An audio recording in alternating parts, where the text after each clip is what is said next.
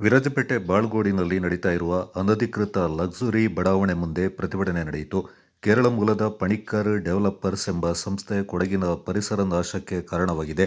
ಜಿಲ್ಲಾಧಿಕಾರಿಗಳು ತಕ್ಷಣ ಈ ಬಡಾವಣೆಯ ಕಾಮಗಾರಿಯನ್ನು ನಿಲ್ಲಿಸಬೇಕು ಅಂತ ಪರಿಸರ ರಕ್ಷಣಾ ಸಮಿತಿಯ ಮುಖಂಡರಾದ ಕರ್ನಲ್ ಚೆಪ್ಪಡಿರ ಮುತ್ತಣ್ಣ ಮಾಹಿತಿಯನ್ನು ನೀಡಿದರು.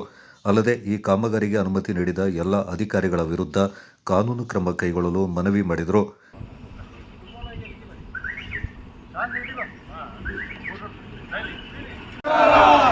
ನಡೆಸುತ್ತಿರುವ ದುರಾಡಳಿತಕ್ಕೆ ಬೇಕೇ ಬೇಕು, ಬೇಕೇ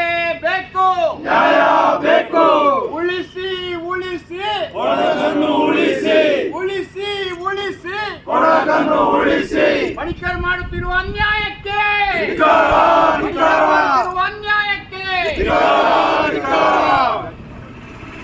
ಇಲಾಖೆ ಮಾಡುತ್ತಿರುವ ಅನ್ಯಾಯಕ್ಕೆ ಕಣ್ಣು ಮುಚ್ಚಿ ಕುಳಿತಿರುವ ಅರಣ್ಯ ಇಲಾಖೆಗೆ. ಚೆಪ್ಪುಡಿರ ಮುತ್ತಣ್ಣ ಮಾಜಿ ಸೈನಿಕ. ನಮ್ಮ ಜೊತೆಯಲ್ಲಿ ವಿಭಿನ್ನ ಸಂಘ ಸಂಸ್ಥೆ ಇಲ್ಲಿ ಜನರು ಕೊಡಗಿಂದ ಬಂದಿದ್ದಾರೆ. ಇವಾಗ ನೀವು ನೋಡ್ತಾ ಇದ್ದೀರಾ, ನಮ್ಮ ಹಿಂದ್ಗಡೆ ಇಲ್ಲಿ ಒಂದು ದೊಡ್ಡ ಗೇಟೆಡ್ ಕಮ್ಯುನಿಟಿ ಪ್ರಾಜೆಕ್ಟ್ ಬರ್ತಾ ಇದೆ, ಪಣಿಕರ್ಸ್. ಅಲ್ಲಿ ಬೋರ್ಡ್ ನೋಡಿ, ಆತಿಥ್ಯ ಪಣಿಕರ್ಸ್ ಪ್ರಾಜೆಕ್ಟ್, ಪ್ಯಾರಡೈಸ್ ಇನ್ ಕೊಡಗು ಅಂತ ಹೇಳ್ತಾರೆ. ಇದು ಪ್ಯಾರಡೈಸ್ ಅಲ್ಲ, ಇದು ಕೊಡಗು ನಾಶ ಮಾಡುವಂತ ಯೋಜನೆ. ಮತ್ತೆ ಇದರದ್ದು ಏನ್ ವಿಷಯ ಅಂದ್ರೆ, ಕರ್ನಾಟಕ ಲ್ಯಾಂಡ್ ರೆವಿನ್ಯೂ ಆಕ್ಟ್ 64 ಅಂತ ಒಂದು ಕಾನೂನು ಇದೆ.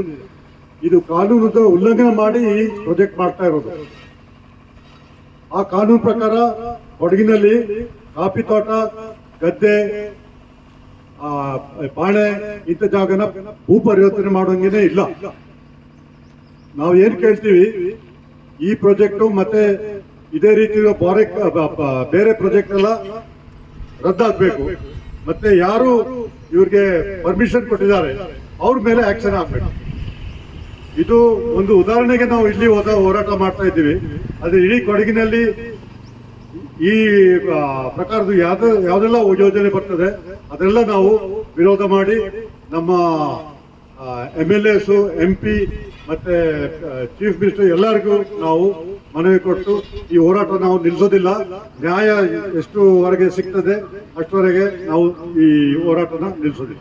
ರಾಜೀವ್ ಬೋಪಯ್ಯ ಮಾತನಾಡಿ, ಈ ಕಾಮಗಾರಿಯಲ್ಲಿ ಅನೇಕ ಮರಗಳ ಹನನ ಮಾಡಲಾಗಿದೆ. ಅರಣ್ಯ ಇಲಾಖೆ ಅಧಿಕಾರಿಗಳು ಇಲ್ಲಿ ಶಾಮೀಲಾಗಿದ್ದಾರೆ ಎಂದು ಆರೋಪಿಸಿದ್ರು. ನನಗೆ ಏನಂತಾನೆ ಅರ್ಥ ಆಗೋದಿಲ್ಲ, ಕೊಡಗಿನಲ್ಲಿ ಯಾರು ಬರ್ತಾರೆ, ಎಲ್ಲಿ ಹೋಗ್ತಾರೆ, ಯಾರು ಇರ್ತಾರೆ, ನಮ್ಮದ ಕೊಡಗಂದ್ರೆ ನಾವೇನಾದ್ರೂ ಇಲ್ಲಿ ಇರ್ಬೋದಾ ಬೇಡವಾ ಏನು ಅರ್ಥ ಆಗ್ತಿಲ್ಲ. ಯಾಕೆಂತ ಹೇಳಿದ್ರೆ ಅಷ್ಟೊಂದು ಇವತ್ತು ಯಾರು ಆ ಜಾಗದಲ್ಲಿ ಇರ್ತಾರೆ, ನಾಳೆ ಓನರ್ಶಿಪ್ ಬೇರೆ ಕಡೆ ಇರ್ತಾರೆ. ನಾನು ಜಿಲ್ಲಾಧಿಕಾರಿಗಳಲ್ಲಿ ಒಂದು ಮನವಿಯನ್ನ ಮಾಡ್ತೀನಿ ಈ ಸಂದರ್ಭದಲ್ಲಿ. ಜಿಲ್ಲಾಧಿಕಾರಿಗಳ ನೀವು ಆಫೀಸಲ್ಲಿ ಕೂರೋದ್ರ ಬದಲಾಗಿ ಒಂದು ರೌಂಡ್ ವಿಸಿಟ್ ಬನ್ನಿ ಕೊಡಗಿನಲ್ಲಿ, ಒಂದು ತಿಂಗಳಿಗೊಮ್ಮೆ. ನಿಮಗೆ ರಸ್ತೆ ಬದಿಲಿ ಏನ್ ನಡೀತಿದೆ, ಹೊಳೆ ಬದಿಲಿ ಏನ್ ನಡೀತಿದೆ, ಏನೇನು ಆಗ್ತಿದೆ ಅಂತ ಹೇಳಿ ನಿಮ್ ಗಮನಕ್ಕೆ ಬರಬೇಕು. ಇದು ಯಾವುದೋ ಒಂದು AC ಚೇಂಬರ್ಲಿ ಕೂತ್ಕೊಂಡು ಆಡಳಿತ ಮಾಡುವಂತ ವ್ಯವಸ್ಥೆಯಿಂದ ಹೊರಬನ್ನಿ ಅಂತ ತಮ್ಮನ್ನ ಮನವಿಯನ್ನ ಮಾಡ್ತೀನಿ. ಏನಂತ ಹೇಳಿದ್ರೆ, ನನಗೆ ಒಂದು ನನ್ನ ಅಜ್ಜಂದು, ನನ್ನ ತಂದೆ ಮಾಡಿದ ಒಂದು ಕೆಲವೊಂದು ಆಸ್ತಿಗಳಿದೆ. ಆದ್ರೆ ನನಗೆ ಏನ್ ಮಾಡ್ಬೇಕಂತ ಅದರಲ್ಲಿ ಗೊತ್ತಿಲ್ಲ. ಮರ ಕಡಿಬೋದಾ, ಕಡಿಬಾರ್ದಾ, ಅಲ್ಲಿ ಕನ್ವರ್ಷನ್ ಮಾಡ್ಬೋದಾ, ಮಾಡಬಾರ್ದಾ, ನನಗೆ ಕಾನೂನಿಂದ ಬಹಳ ದೂರ ಇದ್ದೀನಿ, ನನಗೆ ಗೊತ್ತಿಲ್ಲ ಅದು. ಆದ್ರೆ ಜಿಲ್ಲಾಧಿಕಾರಿಗಳು ಗಡಿನಾಡ್ ಅಂದ್ರೆ ಏನು, ಗಡಿನಾಡು ಅಭಿವೃದ್ಧಿ ಮಂಡಳಿ ಅಂತ ಒಂದಿದೆ. ಅದು ಎಷ್ಟು ಕಿಲೋಮೀಟರ್ ಒಳಗೆ ಬರ್ತದೆ, ಆ ಕಿಲೋಮೀಟರ್ ಒಳಗೆ ಮಾಡ್ಬೋದಾ ಮಾಡಬಾರ್ದಾ ಇದು ನನಗೆ ಗೊತ್ತಿಲ್ಲ. ಅವ್ರು ತಿಳಿಸ್ಕೊಡ್ಬೇಕು, ಪಬ್ಲಿಕ್ ನೋಟಿಸ್ ಹಾಕ್ಬೇಕು ಅವ್ರು. ಯಾಕೆಂತ ಹೇಳಿದ್ರೆ ಇದು ಬಹಳ ಸುಮಾರು ಟೈಮಿಂದ ಈ ಗಲಾಟೆ ನಡೀತಾನೆ ಇದೆ. ಅವರು ಜಿಲ್ಲಾಧಿಕಾರಿಗಳು ಮನವಿ ಇಷ್ಟೇ, ನೀವು ಗಡಿಯಿಂದ ಎಷ್ಟು ದೂರದವರೆಗೆ ಏನು ಮಾಡಬಾರ್ದು, ಗಡಿನಾಡು ಅಂತ ಹೇಳಿದ್ರೆ ಏನು. ಯಾಕೆಂತ ಹೇಳಿದ್ರೆ ನನ್ನ ಮಟ್ಟಿಗೆ ಗಡಿನಾಡಿಂದ 10 ಕಿಲೋಮೀಟರ್ ಒಳಗೆ ಇದೆ, 10 ಕಿಲೋಮೀಟರ್ ಒಳಗೆ ಏನೆಲ್ಲ ಮಾಡಬಹುದು ಅಂತ ಹೇಳೋದನ್ನ ಜಿಲ್ಲಾಧಿಕಾರಿಗಳು ನಮಗೆಲ್ಲ ತಿಳಿಸ್ಕೊಡ್ಬೇಕಂತ. ಕೊಡಗು ಹಿತರಕ್ಷಣಾ ವೇದಿಕೆ ಮಾಲೇಟಿರ ಶ್ರೀನಿವಾಸ್ ಮಾತನಾಡಿ, ಪಣಿಕರ್ ಅವರು ಕೊಡಗಿನ ಜನರನ್ನು ಹೆದರಿಸುವ ಕಾರ್ಯಕ್ಕೆ ಮುಂದಾಗಿದ್ದಾರೆ. ಇದು ಸರಿಯಲ್ಲ, ನಾವು ಯಾವುದೇ ಪುಕಾರಿಗೆ ಹೆದರೋದಿಲ್ಲ ಎಂದರು. ಸೇವು ಕೊಡಗು ಸಂಸ್ಥೆಯ ಪದ್ಮಿನಿ ಶಶಿಧರ್ ಮಾತನಾಡಿ, ಪಣಿಕರ್ ಅವರು ಇತ್ತೀಚೆಗೆ ಪತ್ರಿಕಾಗೋಷ್ಠಿ ನಡೆಸಿ ನಾವು ಕೊಡಗನ್ನ ಅಭಿವೃದ್ಧಿ ಮಾಡುತ್ತೇವೆ ಎಂದು ತಿಳಿಸಿದ್ದಾರೆ. ಅವರಿಗೆ ಕೊಡಗಿನ ಬಗ್ಗೆ ಕಾಳಜಿ ಇದ್ರೆ ಅಥವಾ ಅವರ ಬಳಿ ಹೆಚ್ಚು ಹಣವಿದ್ರೆ, ಕೊಡಗಿನ ಅನೇಕ ಹಾಡಿಗಳಲ್ಲಿ ಬಡವರ ಮನೆಗಳಿದ್ದು ಮೂಲಭೂತ ಸೌಕರ್ಯಗಳಿಂದ ವಂಚಿತರಾಗಿದ್ದಾರೆ. ಅಂತವರ ಅಭಿವೃದ್ಧಿ ಮಾಡಲಿ, ಅದು ಬಿಟ್ಟು ಹಣವಂತರಿಗೆ ಕೊಡೆ ಹಿಡಿಯುವ ಕೆಲಸ ಬೇಡ ಎಂದರು. ಈಗ ಮೊನ್ನೆ ಇವರು ಪಣಿಕರ್ ಅವರು ಒಂದು ಕೂರ್ಗ್ ಚಾನೆಲ್ ಅಲ್ಲಿ ಒಂದು ಮೀಟಿಂಗ್ ಅರೇಂಜ್ ಮಾಡಿದ್ರು.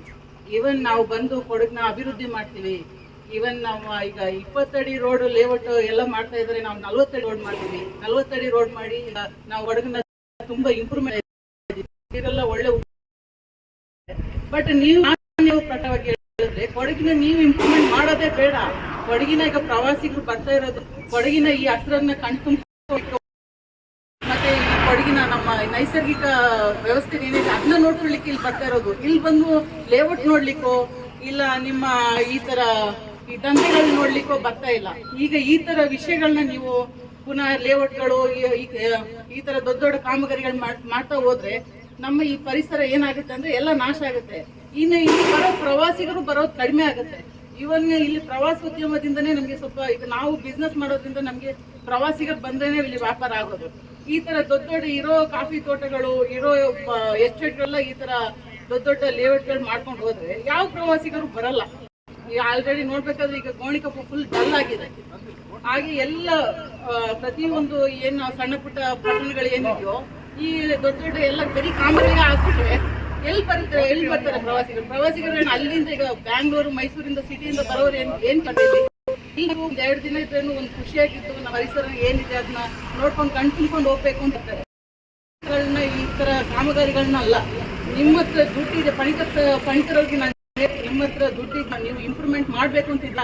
ಹಾಡಿಗಳು ಬನ್ನಿ, ಪಾಪ ಎಷ್ಟು ಜನರು ಮನೆ ಇದ್ದಾರೆ